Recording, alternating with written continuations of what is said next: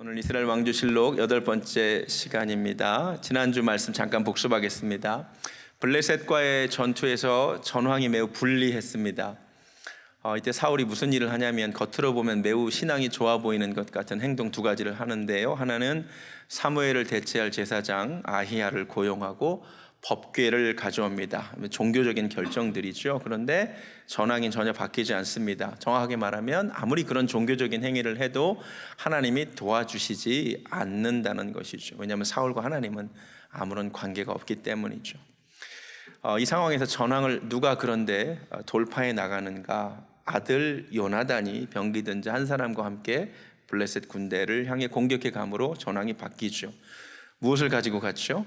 할례 받은 자로서의 자부심을 가지고, 또 여호와의 구원은 사람의 많고 적음에 달려있지 않다는 믿음을 가지고 나갔잖아요.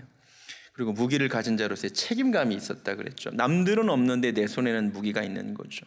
하나님이 이 요나단을 통해 일하셨습니다. 전황이 역전되는데 두 가지 놀라운 일이 벌어지는데, 하나는 원래 이스라엘 사람들인데 블레셋 군대에 복무하고 있던 이들이 돌아오게 되는 거죠. 굉장히 의미가 있죠. 그리고 그동안 도망갔던 이들도 다시 돌아와서 전쟁에 참여하게 됩니다. 그래서 제가 이 말씀을 전하면서 우리도 이런 역사를 보기 원한다고, 우리 교회가 요나단 같이 돌파해 나아갈 때 한때 주님의 백성이었는데, 주님의 군대였는데 세상으로 간 자들이 다시 돌아오기를 원하고, 또 도망간 이들이 주님께로 돌아오는 역사를 보기 원한다고 말씀을 드렸죠. 기억나시죠? 아버지에게 알리지 않고 나간 이유는 무엇 때문이라고 그랬죠? 아버지를 너무 잘 알았기 때문이죠. 인생의 중요한 결정을 앞두고 누구에게 물어야 하는지, 누구에게 물으면 안 되는지, 그리고 순종했던 그 병기든 자에 대하여 말씀을 나누었습니다. 오늘은 그 반면교사 사울이라는 제목으로 말씀을 전합니다. 지난주는 배울 것이 많은 요나단에게 집중했는데, 오늘은 슬프게도 배우지 말아야 될 것을 사울을 통하여 살펴봅니다. 반면교사라고 하죠. 그의 문제가 무엇이었느냐? 제가 8가지 정도 한번 정리해 봤는데, 먼저 24절을 다시 읽겠습니다. 이날에 이스라엘 백성들이 피곤하였으니 이는 사울이 백성에게 맹세시켜 경계하여 이르기를, 저녁 곧 내가 내 원수에게 보복하는 때까지 아무 음식물이든지 먹는 사람은 저주를 받을지어다 하였음이라. 그러므로 모든 백성이 음식물을 맛보지 못하였다는 거죠. 어이없는 명령을 내린 거죠. 아니, 자기는 그동안 아무 일도 못하고 그냥 석류나무 밑에 앉아 있었잖아요. 그런데 아들이 믿음을 가지고 나가서 하나님이 전황을 역전시켜 주었잖아요. 지금 이렇게 이스라엘 백성들이 블레셋 군대를 이렇게 공격하는 중입니다. 그런데 그 순간 말 그대로 가만히 있으면 중간이라도 갈 텐데, 사울이 어떤 명령을 내리죠? 금식 명령을 내립니다. 이 전쟁이 끝날 때까지 아무 음식물이든지 먹는 사람은 저주를 받는데요. 물론 금식 자체는 좋은 것입니다. 그런데 아무리 좋은 일이라 할지라도 금식을 할 때가 있고 하지 말아야 될 때가 있습니다. 전도서 3장 말씀을 보면 범사의 때가 있대요.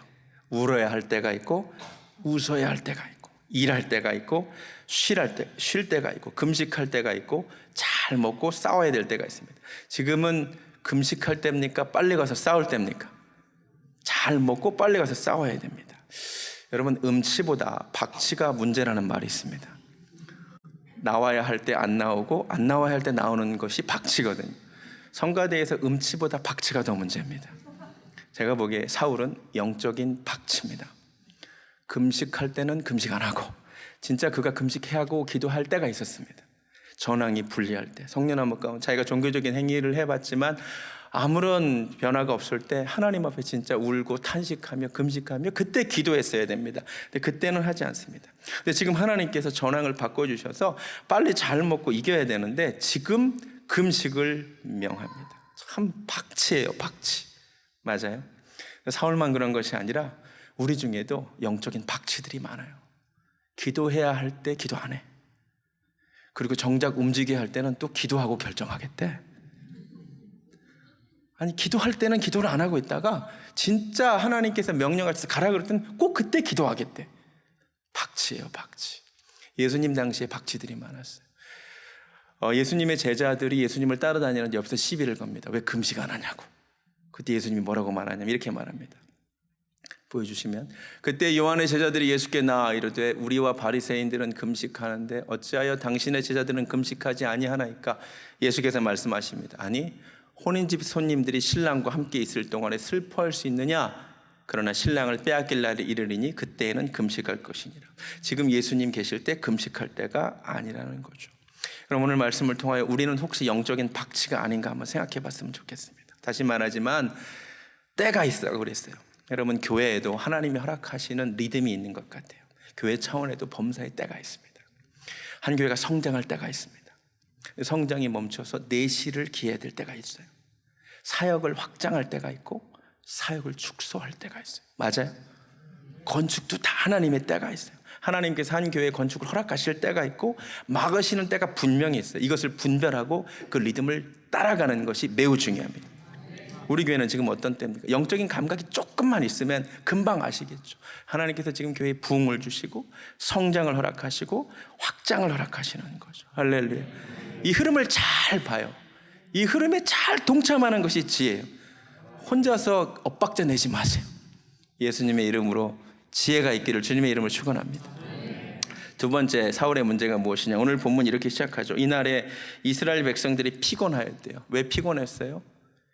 사울의 명령 때문에. 사울은 어떤 사람이냐면 백성을 피곤하게 만드는 리더였어요.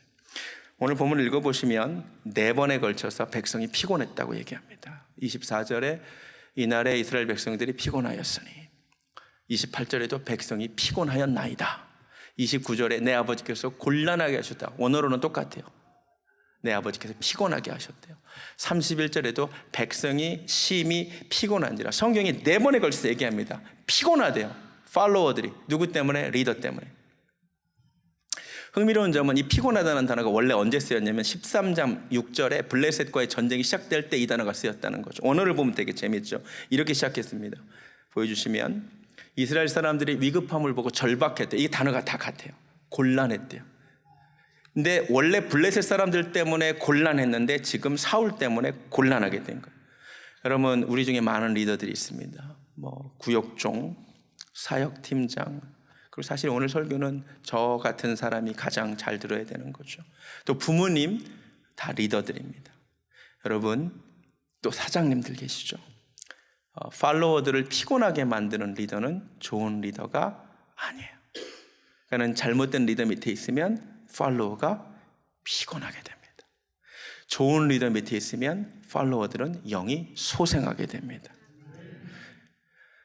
감사한 것은 우리의 리더 되시는 예수님은 사울과 같은 리더가 아니라는 거죠. 예수님은 뭐라고 말씀하시죠? 사람을 피곤하게 만들지 않으세요. 그렇죠? 오히려 수고하고 지치고 피곤한 인생들 내게 와서 쉬어라 말씀하십니다. 할렐루야. 푸른 풀밭 쉴만한 물가로 인도해 주세요. 이 좋은 리더인 거예요. 좋은 리더. 여러분, 꼭 팔로워들을 피곤하게 만들지 마시기를 주님의 이름으로 축원합니다. 우리 부목사님들 별로 피곤하지 않기를 소원합니다. 세 번째, 백성의 피곤함을 보지 못하는 리더. 36절에 그가 내리는 명령이 무섭습니다. 보세요. 보여주시면 사울이 이르되 우리가 밤에 하루 종일 싸웠거든요. 먹지도 못하고. 근데 너무 배고프니까 지금 피채 먹은 다음이에요. 사울이 그날 밤에 얘기합니다. 밤에 블레셋 사람들을 추격하여 동틀 때까지, 세상에 밤새재요. 그들 중에서 탈취하고 한 사람도 남기지 말자. 무리가 이르되 왕의 생각에 좋은 대로 하소서. 저는 이게 기록이 되어서 이 사람들의 표정을 묘사하지 못해서 그렇지, 만약 표정도 함께 기록되었다면 어떻게 되었을까? 똥 씹은 표정이죠. 왕이 하재니까 왕의 생각에 좋은 대로 하소서, 이거겠죠. 그러니까는 백성이 피곤해. 하루 종일 싸웠어요. 제대로 먹지도 못했어요. 겨우 끼니를 때웠어요. 그런데 사울의 눈에 그게 보이지가 않았다는 말이에요. 여러분, 정말 좋지 않은 리더는 팔로워들의 상태에 공감 능력이 없는 리더가 정말 나쁜 리더인 것 같아요. 조금만 백성들을 살핀다면 백성들의 피곤함이 보였을 텐데 그는 그게 보이지가 않아요. 뭐가 보이냐면 일이 보여요. 자기가 해야 될 일. 사울의 온통 관심사가 이 전쟁에서 승리하는 거예요. 그러니까 소위 말하면 일중심적인 리더죠. 관계중심적인 리더가 아니고요. 이렇게 일중심적인 리더를 만나면 팔로워들이 정말 피곤해지는 것 같아요. 이 중에 계신 사장님들, 하나님께서 주시는 말씀인 줄로 믿으시기 바랍니다. 사장님이 별로 없으신가요? 제 동료들이 사실 많은 친구들이 한국에서 부목사로 사역을 하고 있는데 가끔 통화하다 보면 너무너무 불쌍해요. 새벽에 봉고차 운전부터 시작합니다. 하루 일과를. 새벽 기도가 한국은 또 5시나 4시 반입니다. 그럼 봉고차 운전으로 하루를 시작해. 하루 종일. 그리고 한국은 새벽 기도가 우리 교회처럼 이렇게 좋지 않고 월화수목금토 심지어 주일까지 있습니다. 미국에서 신앙생활하니까 참 좋은 거예요. 그나마 하루 월요일날 쉬는데 월요일날 새벽 기도가 있어.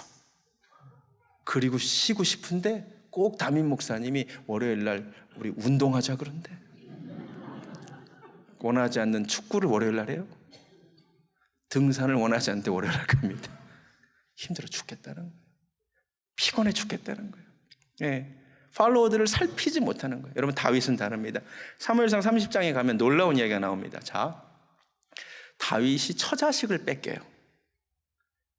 처자식을 뺏깁니다. 엄청난 위급한 상황입니다. 근데 공교롭게도 그때 다윗을 따르던 이도 600명입니다. 지금 현재 사무엘상 14장에서 사울에게 남은 군사도 600명이에요. 너무 놀랍게도. 근데 600명이 쫓아가는데 다윗이 잘 보니까 한 200명 정도가 너무 피곤해 보여요. 그때 다윗이 이런 결정을 내립니다. 성경에 기록하고 있습니다. 보여주시면 다윗과 또 그와 함께한 600명이 가서 부솔 시내에 이르러 뒤떨어진 자를 거기 머물게 했어요. 곧 피곤하여 부솔 시내를 건너지 못하는 200명을 머물게 했고 다윗은 400명만 거느리고 쫓아갑니다. 이게 별것 아닌 것 같지만 굉장히 중요한 이야기입니다. 여러분 내 처자식이 뺏겼다고요. 한 명이라도 더 데리고 가야 됩니다. 근데 다윗은 600명 중에 무려 3분의 1인 200명이 피곤해 보이니까 200명을 그냥 머물게 합니다. 쉬게 만듭니다. 그리고 400명만 거느리고 쫓아갑니다. 너무너무 놀라운 거예요. 그러니까 사울의 리더, 제가 성경을 묵상하면서 야, 내가 진짜 사울 군대에 속한 병사였으면 진짜 괴로웠겠다. 다윗에 속한 군사였다면 참 좋았겠다. 이런 생각을 했어요. 여러분 이 가운데 리더들이 많다고요. 여러분의 팔로워들이 어떻게 생각하고 있는지를 잘 보셔야 됩니다. 감사한 것은 우리 예수님도 사람들을 살피는 리더였다는 거죠. 오병이의 동기가 뭐냐면 예수님이 살피니까 백성들이 배고파 보였다는 거예요. 마태복음 15장 32절을 보니까 나와 함께 있은 지 이미 사흘임에 먹을 것이 없도다. 길에서 귀진할까 하여 굶겨 보내지 못하겠노라. 그러니까는 주님의 눈에는 피곤한 배고픈 사람들의 상태가 보인다는 거죠. 여러분 이 가운데 리더분들 꼭 하나님께서 주시는 음성으로 들으시기 바랍니다. 유달리 한국교회가 릭 워렌 목사님의 목적이 이끄는 삶을 좋아하는데 사랑이 이끄는 삶이 더 좋은 것 같습니다. 할렐루야. 네 번째 사울의 문제가 무엇이냐면 24절 그의 말을 다시 보면 사울이 백성에게 맹세시켜 경계하여 이르기를 저녁 곧 내가 내 원수에게 보복하는 때까지 아무 음식물이든지 먹지 마라. 지금 주어가 나죠. 내가 내 원수에게. 지금 사울이 이 전쟁을 어떻게 규정하고 있는지가 여기서 나옵니다. 지금 블레셋과의 전쟁을 바라보는 사울의 시각은 나의 원수를 갚는 전쟁입니다. 이 전쟁은 하나님과 전혀 상관없는 전쟁입니다. 요나단이 전쟁을 시작하면서 뭐라고 말했냐면 어찌 할례 없는 자들이 이렇게 나오냐 그랬습니다.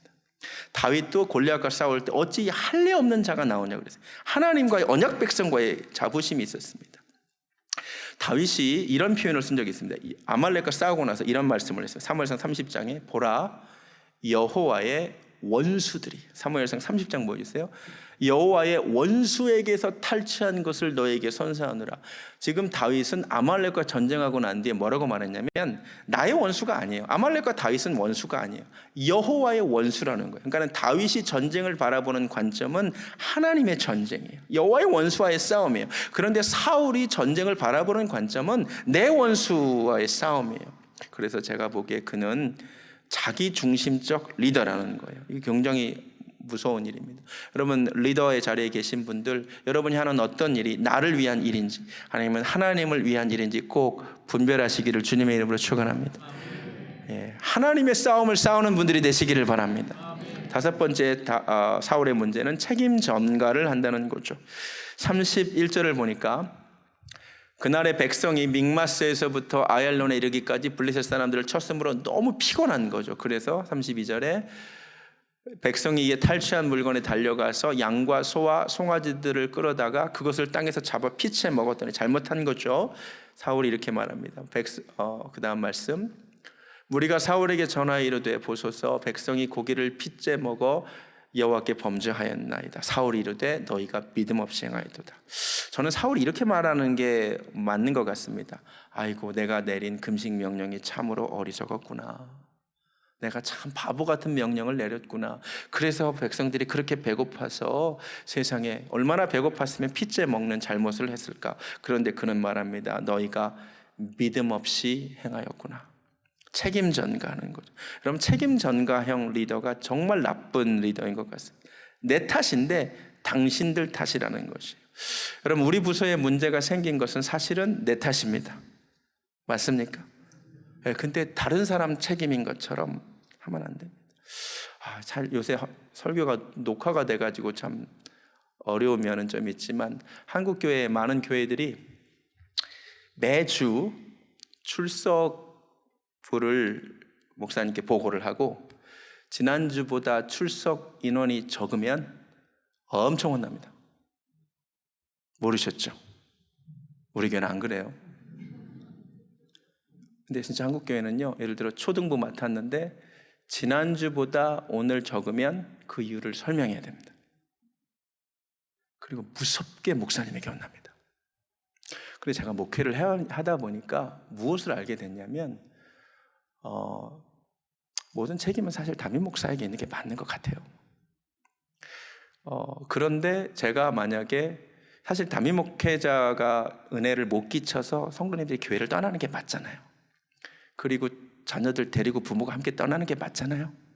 근데 애꿎은 부모 얘기는 안 하고 초등부 줄었다고 혼내는 일들이 실제로 한국교회에서 비일비재하게 벌어집니다. 그래서 그거 안 혼날라고 출석을 약간 뻥튀기를 하고 실제로 벌어지는 일이에요. 혼나면 안 되니까. 그래서 한국교회가 계속 허수가 유지가 되는 거예요. 사실 이번 주 지난주보다 한 10명 안 왔는데 그랬다가 난리가 나거든요. 그래서 2명만 조금 온 것처럼 보고하는 일까지 벌어지고 있습니다. 구한말 독립협회가 조선인의 3대 문제로 게으름, 거짓말, 책임 전가를 지목했다는 사실 아십니까? 우리 한국인들의 피해 이 책임 전가가 흐르는데 따지고 보면 인류 최초 아담과 하와 때부터 시작된 일이죠. 요나가 한 가지 귀한 것이 있는데 풍랑을 만났을 때 그가 이 말을 했다는 거죠. 너희가 이 큰 폭풍을 만난 것이 나 때문인 줄을 내가 아노라. 이런 고백이 우리에게 있기를 소원합니다. 6번째 사울의 문제는 삶 속에 결국 예배가 없었다는 거죠. 35절에 굉장히 놀라운 이야기가 나옵니다. 사울이 여호와를 위하여 제단을 쌓았으니 이는 그가 여호와를 위하여 처음 쌓은 제단이었다. 충격이죠. 사무엘상 14장 내내 사울이 한 결정은 얼핏 보면 매우 신앙이 좋은 사람 같아요. 다 종교적이잖아요. 제사장을 고용하여 언약궤를 가져오게 하죠. 금식을 선포하죠. 근데 정작 성경은 놀라운 이야기를 합니다. 그는 한 번도 지금까지 제대로 된 예배를 드린 적이 없었다. 예배를 참가한 적은 있었겠죠. 그런데 여러분 창세기 3장부터 하나님 말씀하시지만 하나님이 받으시는 예배가 있고 받지 않으시는 예배가 있고 인정하는 예배가 있고 인정하지 않는 예배가 있잖아요. 그가 왕이 된 지 2년 동안, 아니 그가 살아온 42년의 세월 동안 하나님 보시기에 한 번도 제단을 쌓은 적이 없었어요. 종교 생활을 무지하게 많이 하는 것 같은데 사실은 하나님 보시기에 예배자가 아니었다는 거죠. 그럼 충격입니다. 이 가운데 리더의 자리에 계신 분들, 하나님이 인정하시는 예배자가 되시기를 주님의 이름으로 축원합니다. 7번째, 아주 무서운 사람인데 가장 놀라운 모습은 요나단을 대하는 그의 모습입니다.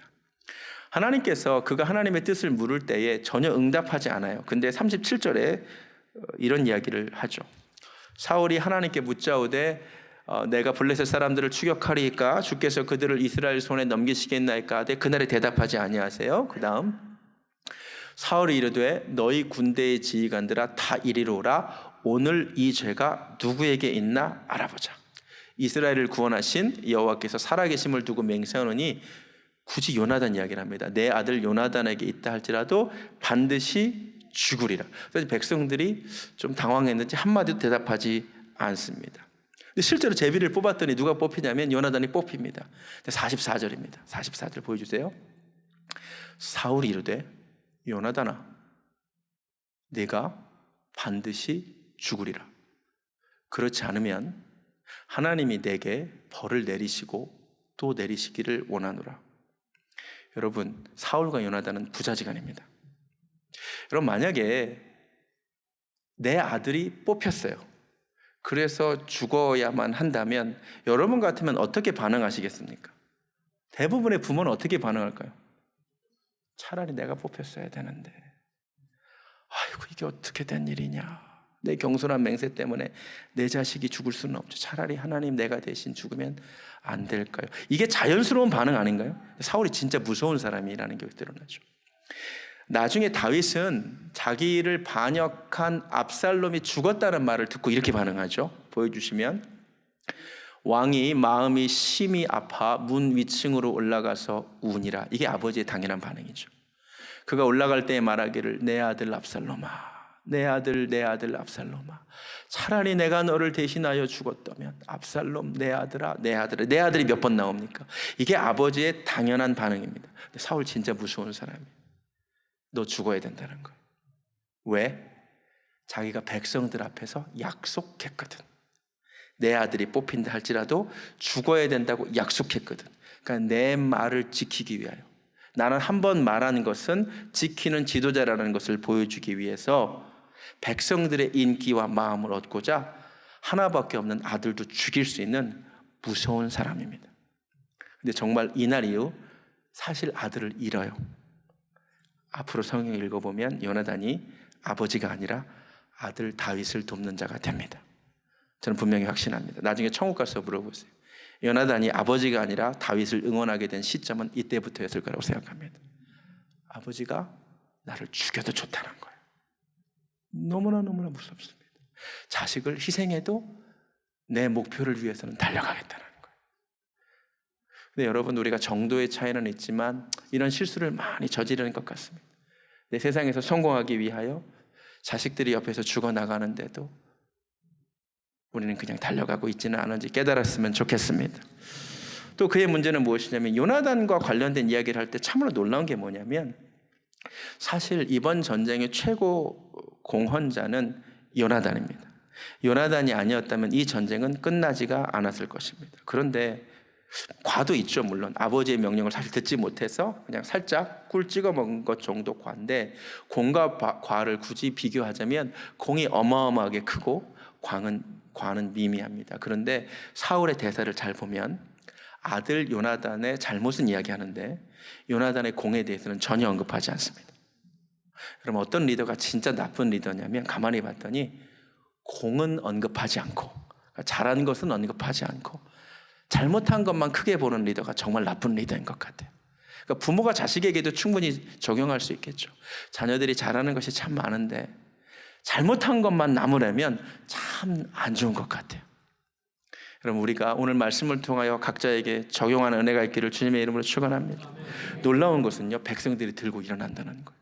그동안 백성들의 반응이 왕이 원하는 대로 하십시오 혹은 침묵했어요. 그런데 이번에는 백성들이 들고 일어납니다. 45절, 백성이 사울에게 말하되 이스라엘의 이 큰 구원을 이룬 요나단이 죽겠나이까? 결단코 그렇지 아니하나이. 놀라운 이야기입니다. 여호와의 살아계심을 두고 맹세하노니 그의 머리털 하나도 땅에 떨어지지 아니할 것은 그가 오늘 하나님과 동역하였음이니이다 하며 백성이 요나단을 구원하여 죽지 않게 하니라. 놀라운 이야기입니다. 그리고 매우 은혜롭고도 사실은 매우 무서운 이야기입니다. 리더들 잘 들으세요. 팔로워들이 어리석은 리더 밑에서 처음에 잘 참더라고요. 그런데 언제까지나 참지는 않고 결국 팔로워들이 들고 일어납니다. 언젠가는 나의 리더십에 반기를 들고 일어납니다. 자식들이 언젠가 부모에게 반기를 듭니다. 참다가. 그리고 여러분 밑에 있는 사람들도 참다가 결국 들고 일어날 수가 있어요.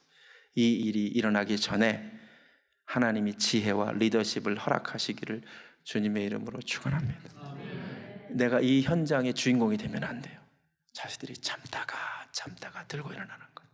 내 부서원들이 참다가 도무지 못해 먹겠다고 들고 일어나는 거예요. 이런 일이 벌어지지 않았으면 좋겠습니다. 더 놀라운 이야기는 백성들이 말하기를 요나단은 오늘 하나님과 동역했다는 거예요. 그게 백성들의 눈에 보였다는 거예요. 요나단이 지금 자기 입으로 한 번도 나는 오늘 하나님과 동역한 사람이라고 말하지 않습니다. 자기가 이야기하지 않아도 백성들 눈에 그것이 보였다는 것이죠. 그럼 우리가 우리 자녀들에게 얘기하지 않아도 우리 부모는 하나님과 동역하는 사람이구나. 내 입으로 굳이 내가 얘기하지 않아도 우리 목사님은 하나님과 함께하는 자구나. 우리 구역종은 참 하나님의 사람이시구나. 우리 사역팀장님은 기도하시는 분이구나. 이게 보인다는 거예요. 할렐루야. 여러분, 팔로워들의 입에서 이런 고백이 나오기를 주님의 이름으로 축원합니다. 우리 부모 하나님의 사람이야. 우리 부모 하나님과 함께 일하시는 사람이야. 그리고 요나단을 사람들이 응원하는데 잘 보시면 요나단은 원래 이것을 목적으로 한 적이 없어요. 사람들 인기를 끌려고 사람들의 인정과 칭찬을 얻으려고 애초에 시작한 일이 아니에요. 그는 믿음을 가지고 할례 받은 사람의 자부심으로 하나님 의지하고 공격했을 뿐이에요. 그의 관심이 하나님이었을 뿐이에요. 근데 너무 놀라운 게 백성들의 관심과 인정과 박수 괄체에 전혀 관심이 없었는데 하나님만 바라보고 하나님을 의식하고 났더니 결국 사람의 마음도 얻는다는 거예요. 비밀입니다. 근데 사울은 잘 보세요. 지금 사울의 온통 관심이 사람들입니다. 내가 사람들 앞에서 한 말을 지키려고 요나단을 죽이기까지 하려고 합니다. 정말 사람을 의식해요. 다음 15장 설교할 때도 말하겠지만 하나님께 버림받는다는 것을 선언을 들은 다음에도 사람들 앞에서는 좀 내 얼굴을 살려달라고 말하는 정도의 사람입니다. 그러니까 사람의 마음을 그렇게 얻으려고 했는데 결국 하나님의 마음도 얻지 못하고 사람의 마음도 얻지 못합니다. 놀라운 비밀입니다. 갈라디아서 1장 말씀대로 내가 하나님을 기쁘게 하랴 사람을 기쁘게 하랴. 근데 내가 하나님을 기쁘게 하면 하나님의 마음도 얻고 사람의 마음도 얻게 될 줄로 믿습니다. 근데 내가 사람을 의식하면 결국 하나님의 인정도 못 받고 사람들의 인정도 못 받게 된다는 거예요. 여러분 꼭 기억하시기 바랍니다. 구역종분들, 사역 리더분들 꼭 기억하십시오. 내가 하나님께 주목해야 팔로워들의 인정도 받게 될 줄로 믿습니다. 제가 보기에 백성들이 들고 일어난 이 순간 사울의 인생에 굉장히 중요한 모멘텀이 될 수 있다고 생각합니다. 저는 이때 사울이 깨달아야 했다고 봅니다. 그렇구나. 우리 요나단이 하나님과 동역했더니 사람들의 마음을 얻는구나. 나도 하나님과 동역하는 사람이 되어야겠다. 근데 그날 사울은 다른 적용을 합니다. 그날 이후로 사람들 포비아에 걸립니다. 사람들이 두려워지기 시작합니다. 그래서 사무엘상 15장 24절에 그가 이렇게 고백합니다. 내가 백성을 두려워하여. 이때부터 그가 두려워해야 되는 것은 하나님을 두려워해야겠구나. 하나님께 집중해야겠구나. 근데 그 사람이 그때 이것을 적용하는 것이 아니라 적용을 잘못해요. 사람들이 너무 무섭구나. 그래서 사람을 두려워하면서 그는 결국 망하게 됩니다. 진짜 불쌍한 사람이에요. 결정적으로 잘못합니다. 여러분 똑똑히 기억하시기 바랍니다. 하나님을 두려워하시기 바랍니다. 하나님과 함께 일하시기 바랍니다. 그러면 하나님의 마음도 얻고 사람의 인정도 얻게 될 줄로 믿습니다. 마지막으로 한 가지 꼭 언급하고 지나가야 될 말씀이 27절입니다. 오늘 본문에 잠깐 지나가지만 너무 놀라운 이야기가 있습니다. 요나단은 그의 아버지가 백성에게 맹세하여 명령할 때에 듣지 못하였으므로 손에 가진 지팡이 끝을 내밀어 벌집에 꿀을 찍고 그의 손을 돌려 입에 대매 잠깐 찍었을 뿐인데 눈이 밝아졌대요. 꿀을 찍어 먹었더니 눈이 밝아졌대요. 원래 피곤하면 당이 떨어져서 그렇잖아요. 단 것이 땡기죠. 군대에서 훈련 받을 때 얼마나 그 단 것이 먹고 싶은지 몰라요. 그래서 이제 교회 가면 초코파이를 주는 거죠. 근데 놀라운 것은 성경은 주의 말씀을 꿀과 같다고 비유하고 있다는 거죠.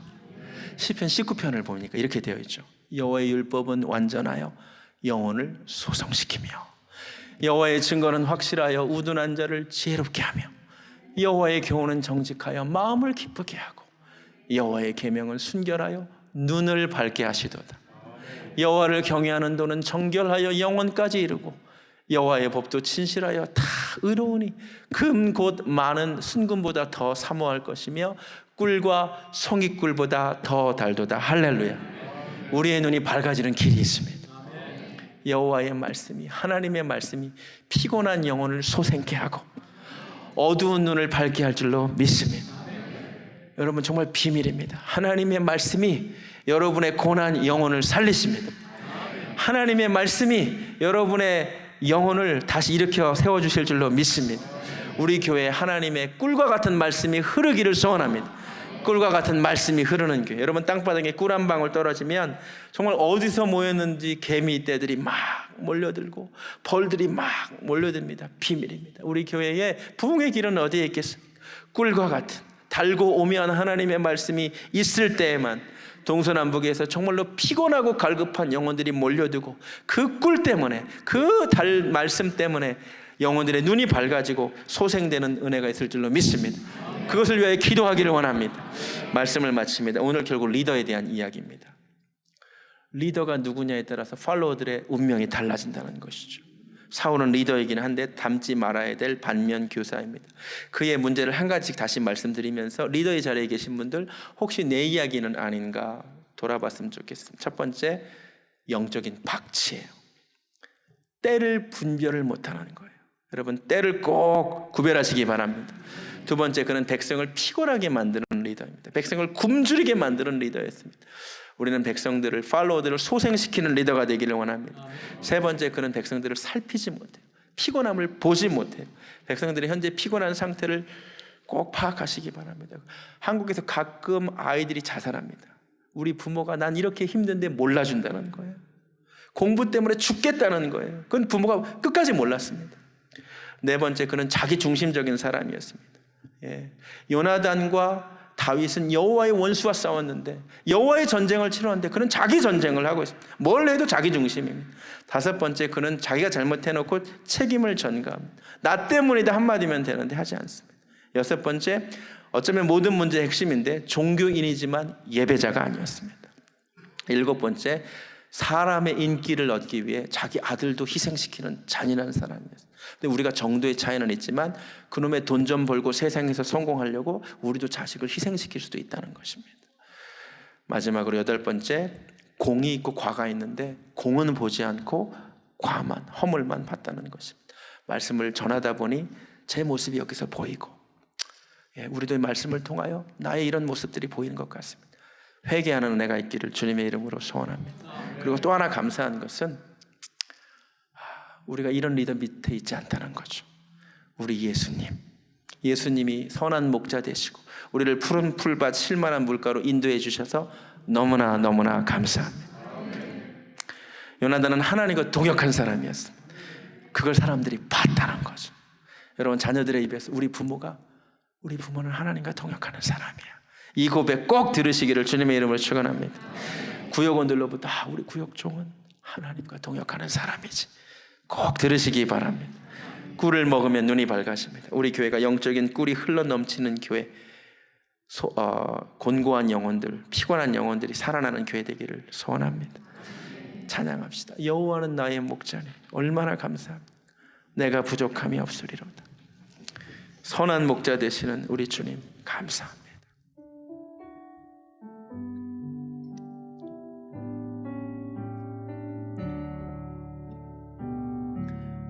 여호와는 나의 목자니 내가 부족함 없으리로다. 그가 나를 푸른 초장에 쉬게 하시고 인도. 한 번 더 고백합니다. 여호와가 나의 목자 되십니다. 여호와는 나의 목자니 내가 부족함 없으리로다.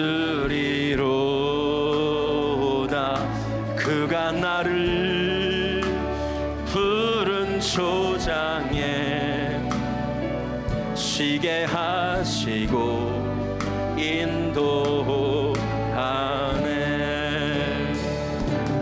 내가 사망의 음침한 계곡을 걸어도 두려워하지 않을 것. 주의 지팡이와 막대기, 주의 지팡이와 막대기가 나를 지키며 주님 나와 함께 하심. 주의 선하심과 주의 선하심과 주의 한결같은 평생에 나를 따라옵니다. 평생에 나를 따를 것이니 내가 여호와의 집에서 영원토록 거하리. 여호와가 나의 목자 되십니다. 여호와는 나의 목자니 내게 부족함 없으리로다. 그가 나를 푸른 초장에 쉬게 하시고 인도하. 다 같이 눈을 감습니다. 내가 어쩌다 보니 리더의 자리에 있습니다. 그 자리가 얼마나 무서운 자리인지 오늘 알았습니다. 나 때문에 팔로워들이 피곤할 수 있다는 것을 알았습니다. 리더가 때를 분별하지 못하면 얼마나 팔로워들이 힘든가를 알았습니다. 리더가 자기중심적일 때, 책임 전가할 때, 무엇보다도 예배자가 아닐 때, 잔인한 정말로 목적이 이끄는 삶만 살아갈 때, 팔로워들의 공은 보지 못하고 과만 보려고 할 때 결국 백성들이 들고 일어나는 것을 보게 되었습니다. 오늘 부모, 리더의 자리에 있는 부모들, 또 부서의 장들, 오늘 내게 주시는 하나님의 말씀이 아닐 수가 없습니다. 우리의 교훈을 위하여 이 말씀을 기록하셨습니다. 하나님께 지혜를 구하고 예수님 같은 리더 되기를 정말로 소원합니다. 우리 시간 주의 이름 간절히 한번 부르고 한 음성으로 회개하며 기도하며 나아가겠습니다. 주여, 주여. 하나님, 오늘 말씀을 통하여 오늘 나에게 말씀해 주시니 감사합니다. 하나님, 나도 모르는 사이에 우리 자녀들이 지금 정말로 찰 때까지 차서 들고 일어나기 일부 직전인지도 모르겠습니다. 나도 모르는 사이에 우리 부서의 부서원들이 정말로 아버지 하나님 불만이 찰 때까지 차서 들고 일어나기 일부 직전인지도 모르겠습니다. 하나님, 나는 그것도 모르고 어리석게 오늘 또 아버지 살아가고 있습니다. 하나님, 혹시 우리의 구역원들이 아버지 불만이 찰 대로 차 있는지도 모르겠습니다. 하나님 아버지, 오늘 말씀을 통하여 정말로 점검하기를 원합니다. 하나님, 어리석은 지도자 되지 않기를 원합니다. 하나님께서 말씀을 통하여 우리에게 미리 경고해 주신 줄로 믿습니다. 예수님 닮은 리더 되기를 원합니다. 아버지, 하나님, 나는 부족하여 하나님 지혜를 구합니다. 하나님, 때를 분별하는 지혜를 허락하여 주시옵소서. 백성들을 피곤하게 만드는 지도자가 되지 않기를 원합니다. 하나님, 백성을 살피는 자들 되기를 원합니다. 아버지, 자기중심적인 아버지 하나님 리더가 되지 않기를 정말로 소원합니다. 아버지, 책임을 전가하지 않기를 원합니다. 하나님, 무엇보다도 예배자가 되기를 원합니다. 아버지, 목적이 이끄는 삶이 아니라 사랑이 이끄는 삶을 살기를 원합니다. 혹시 나의 욕망 때문에, 성공을 향한 욕망 때문에 내 자녀들이 죽어가고 있지는 않은지 하나님 정말로 돌아보기를 원합니다. 아버지, 지혜를 구합니다. 하나님, 선한 목자 되셨던 예수님 같은 리더 되기를 원합니다. 할렐루야. 주님이 나의 리더가 되어주셔서 얼마나 감사한지 모릅니다. 하나님, 오늘 내게 주신 하나님의 말씀, 내게 주시는 말씀으로 붙잡게 하여 주시옵소서. 아멘. 우리는 다 신앙생활을 하고 있고요, 누가 봐도 다 신앙이 좋아 보입니다. 그런데 정말로 종교인인지 하나님이 인정하시는 예배자인지는 오직 하나님만 아십니다. 오늘 우리가 종교인이 아니라 예배자 되기를 원합니다. 하나님, 나는 이 시간 종교 행위를 하고 하나님께 돌아가는 것이 아니라 하나님이 예배 드렸다고 인정해 주시는 예배자 되었으면 좋겠습니다. 나는 어떤 상황에도 예배하는 자 되기를 원하고 어떤 상황에서도 하나님의 부르신 그 자리에서 예배하기를 정말 소원합니다. 그 마음으로 우리 찬양 하나님께 올려드리겠습니다.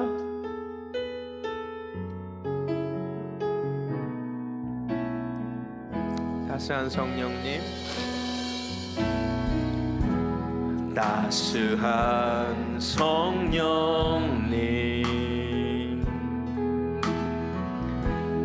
마음으로 보내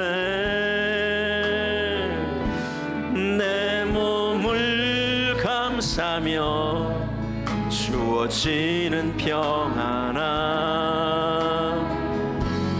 만족함을 느끼는 사랑과 진리에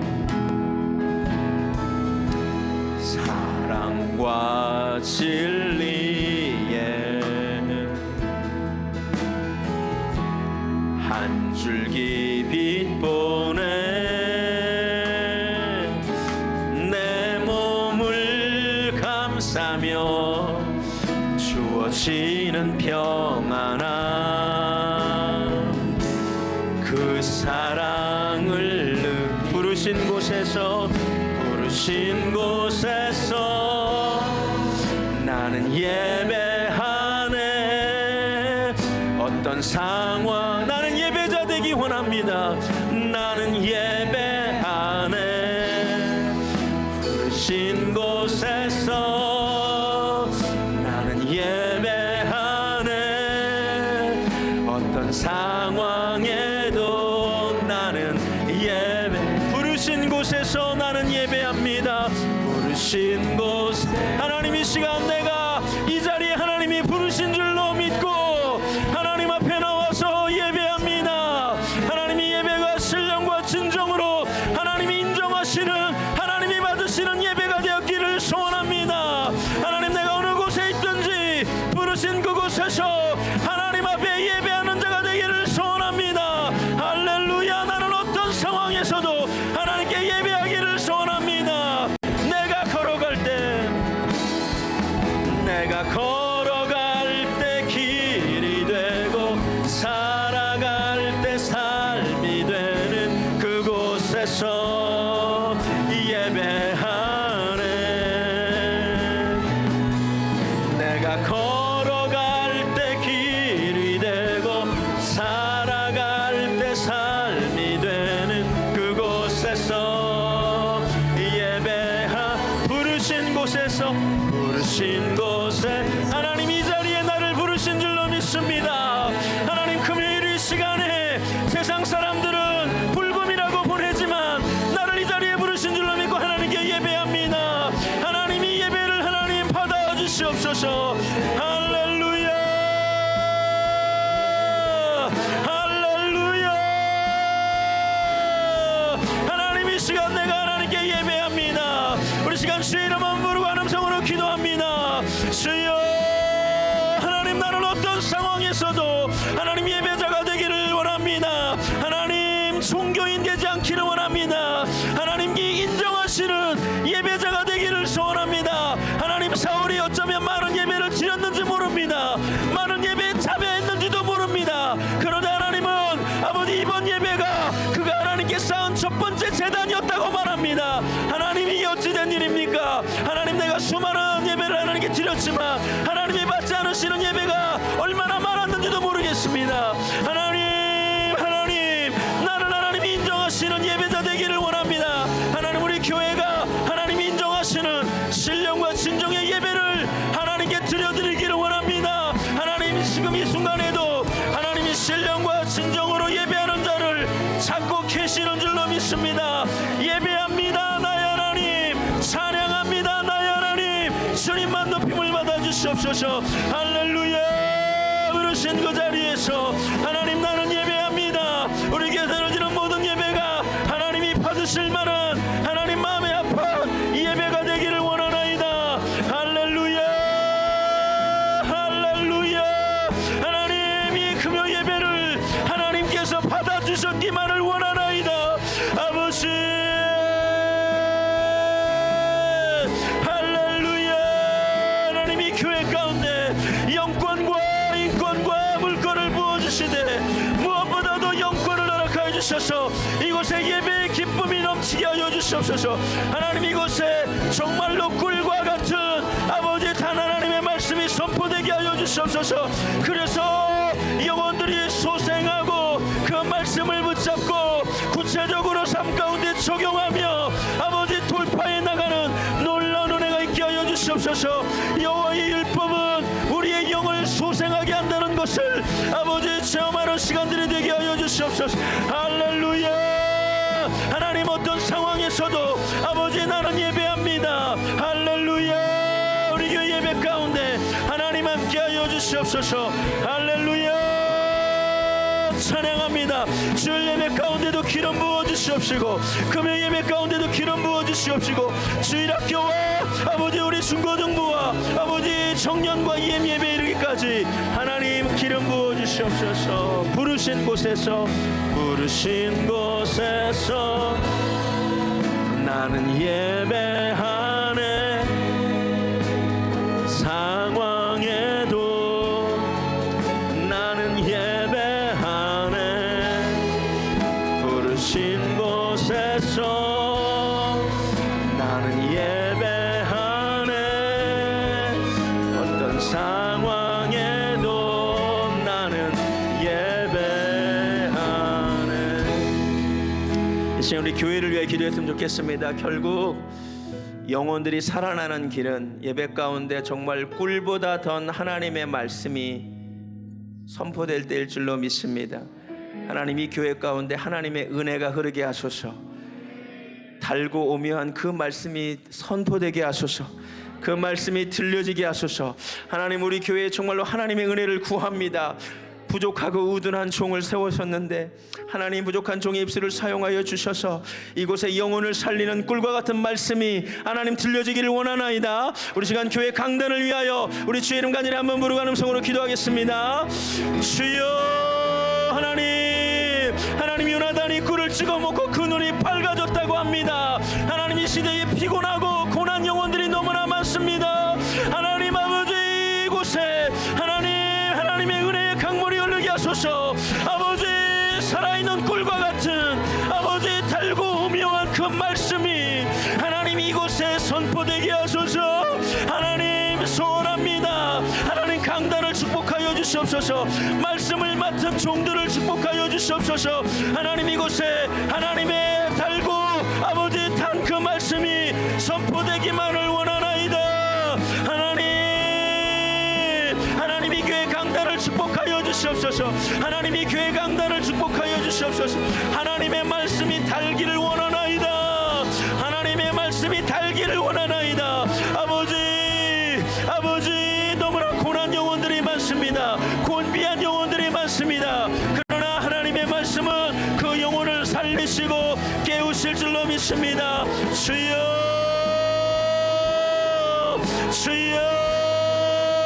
소원합니다. 하나님, 그 말씀이 이 교회 가운데 허락되기를 원합니다. 하나님, 너무나 곤비하고 고난 영혼들이 많습니다. 하나님 그 말씀만이 하나님 살리실 수 있습니다. 하나님 살려주시옵소서. 하나님 말씀을 듣고 아버지 우리의 눈이 밝아지는 은혜를 허락하여 주시. 할렐루야. 하나님, 모든 예배 가운데 하나님 꿀과 같은 말씀을 허락하여 주시. 하나님, 살아있는 하나님의 말씀을 듣기를 소원하오니 하나님 강단을 축복하여 주시옵소서. 강단 가운데 기름 부어 주시옵소서. 하나님, 이곳에서 생수의 강이 흐르게 하소서. 부흥의 물길이 하나님 타오르게 하여 주시옵소서. 할렐루야. 사모합니다. 달고 오묘한 그 말씀, 생명의 말씀을 하나님 소원합니다. 하나님 감사합니다. 우리 마지막으로 이 찬양 하나님께 올려드리겠습니다. 달고 오묘한 그 말씀, 생명의 말씀이 우리 교회 가운데 널리 선포되기 원합니다.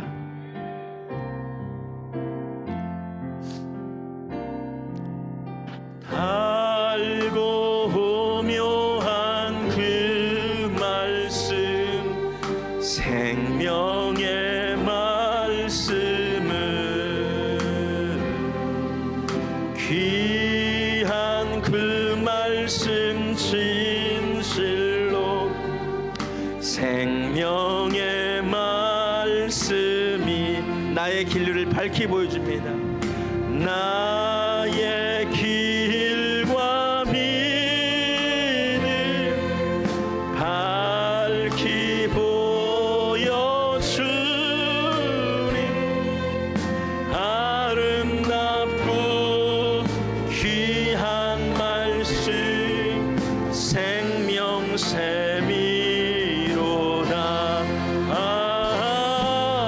아름답고 귀한 말씀 생명샘이 귀한 주님의 말씀은 귀한 주님의 말씀은 내 노래 돼. 그 말씀이 모든 사람을 살리는 줄로 믿습니다. 모든 사람을 살리는 생명의 말씀을 값도 없이 받아 생명길을 가리. 아름답고 귀한 말씀 생명샘이로다. 아름답고 귀한 말씀 우리 마지막 말씀 우리 다 같이 일어나서 찬양합니다. 널리 울리어 퍼지는 널리 울리어 이 생명의 말씀이 생명의 말씀 우리 마음에 용서와 평안을 줍니다. 마음의 용서와 평안을 골고루 주나니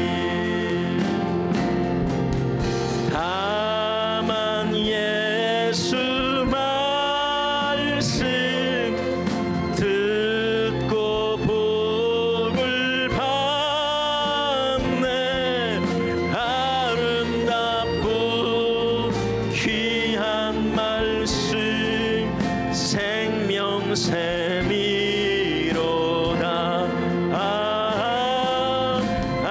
아름답고 귀한 말씀 생명샘이로다. 하나님의 말씀이